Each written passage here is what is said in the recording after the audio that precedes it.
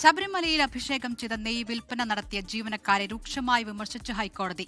അഴിമതി തടയാൻ കൃത്യമായ സംവിധാനം വേണമെന്ന് ദേവസ്വം ബോർഡിന് കോടതി നിർദ്ദേശം നൽകി.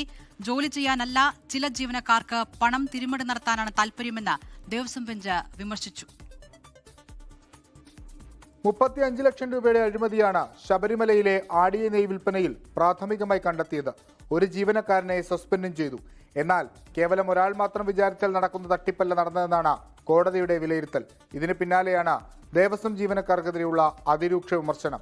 ഭക്തരെ സേവിക്കാനല്ല ശബരിമലയിലെ ചില ദേവസ്വം ജീവനക്കാർ എത്തുന്നത് സ്വന്തം ലാഭത്തിനു വേണ്ടിയാണ്. ഇത്തരം സാഹചര്യങ്ങൾ ഒഴിവാക്കാനാണ് കണക്കുകൾ കൃത്യമാക്കാനുള്ള ഹൈക്കോടതിയുടെ നിർദ്ദേശം. സമഗ്രവും കൃത്രിമം കാണിക്കാനാകാത്തതുമായ ഒരു സോഫ്റ്റ്വെയർ സംവിധാനം ദേവസ്വം ബോർഡ് ഒരുക്കണം. ഇത് ബോർഡിന്റെ ഉത്തരവാദിത്വമാണ്.